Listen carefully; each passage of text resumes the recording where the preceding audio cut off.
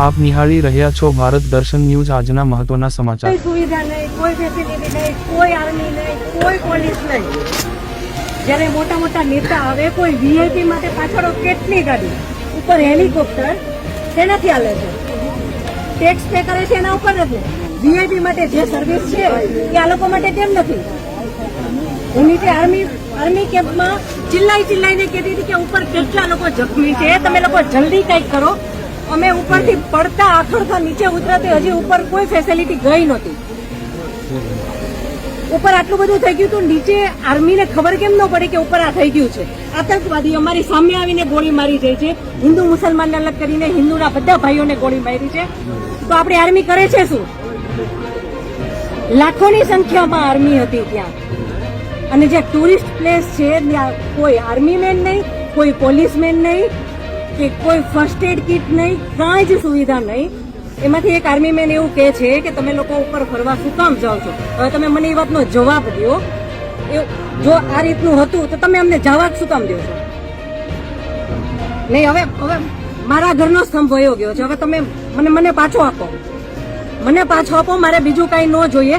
આજ પછી કોઈ દિવસ કોઈ વોટ જ નહીં કરતા। જો આપણી ગવર્મેન્ટને પોતાની જ સુવિધા રાખવી છે, તમારા પાછળ કેટલા વીઆઈપી હોય છે, કેટલી ગાડીઓ હોય છે, તમારો જીવ છે, આ ટેક્સ પે કરે છે એનો જીવ નથી?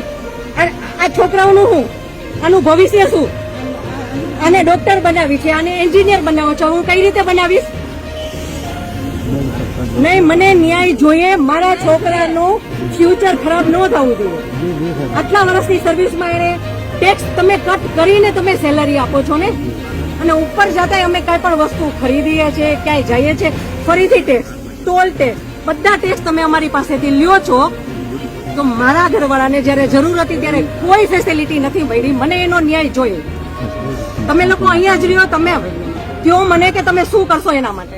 આ એક નહીં, આના જેવા જેટલા ભાઈઓ બધા નિર્દોષ હતા, બધા આવડા છોકરા હતા। નહીં, સરકાર ખાલી કહે છે કે અમે કરશું। આ બધું બની ગયું, આ બધાને હોસ્પિટલ ખબર નહીં શું ફેસિલિટી મળી ન મળી। બીજે દિવસે આટલો કર્ફ્યુ, આટલી રોડ બંધ, રોડ ઉપર 100-200 જ્યાં જોઈને ઢગલા। નહીં સર, નહીં, સાંભળો, તમારે સાંભળવું પડશે। જયારે બધું પતી જાય પછી આપણી ગવર્મેન્ટ આવીને ફોટા પાડે છે કે અમે આર્મી ઓફિસર અહીંયા હતા, પોલીસ અહીંયા હતા, નેતા આવ્યા છે, પછી શું કામનું? અને આર્મી ઓફિસર એવું કેમ બોલી શકે કે તમે લોકો ઉપર જાઓ છો શું કામ ફરવા? અને ત્યાં એક બોલ્યો તો બાકીના બધા સાંભળતા હતા, તો કોઈ કઈ ત્યારે કેમ ન બોલ્યું? અમે ત્યારે એમ બોલ્યા કે આર્મી મુર્દાબાદ, કે આર્મી હાય હાય, તો અમને પકડીને કેમ અંદર ફેંકી દે છે?